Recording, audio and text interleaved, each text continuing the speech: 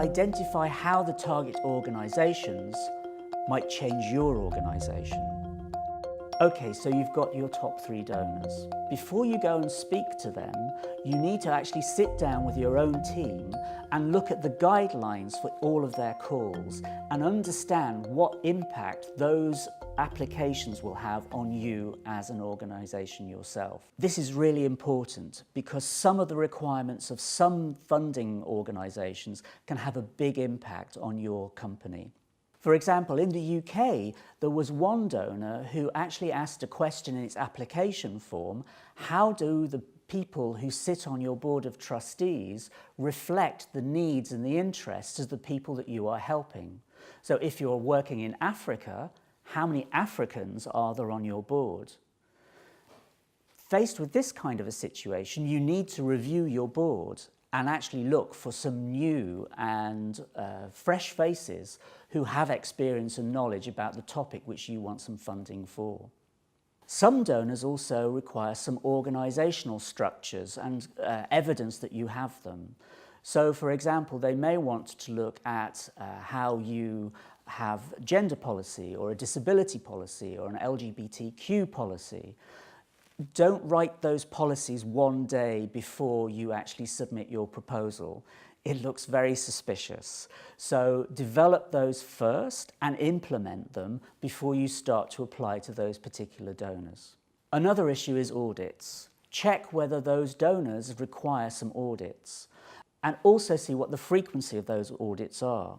There's a big difference between being asked to do an audit every 3 years and an audit every 6 months.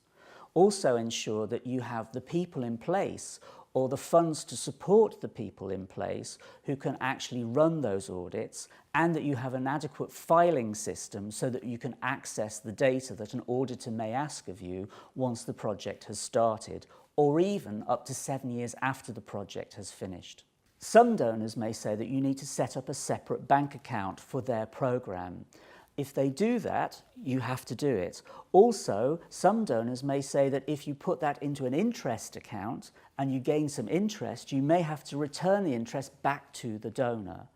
So be careful about that. Others will actually say that we'll pay you in arrears.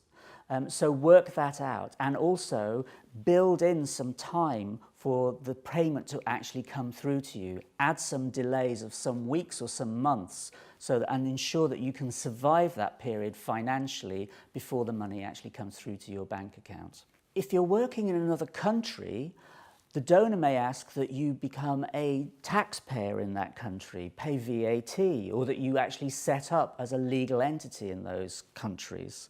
This can cause problems and it can be very expensive. A second issue with setting up an office, which is a legal entity in another country, is that many NGOs make the mistake of saying, okay, well, we'll set up a network. Networks are very complicated and very difficult to manage. There are many examples of where separate new offices have started to work independently of the main body, the main organisation where you work.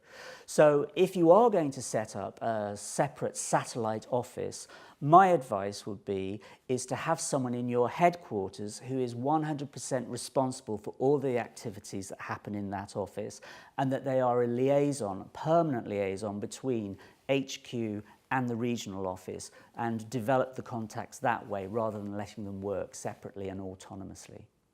So there may also be some requirements about annual turnover, staffing, human resources. So again, don't let your fundraiser develop a proposal without first speaking to your administrator and asking them to check all the requirements that that donor needs. Do that first before you allow the fundraiser to start developing a project. So don't go into this process of fundraising with rose-tinted glasses.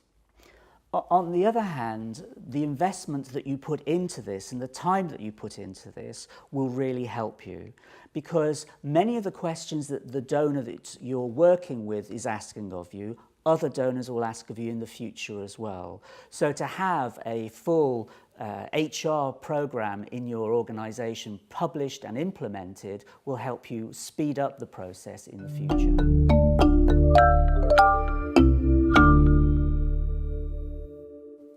So I hope our short tour of a fundraising strategy has been helpful, and I wish you all the best success in your future endeavours. Thank you.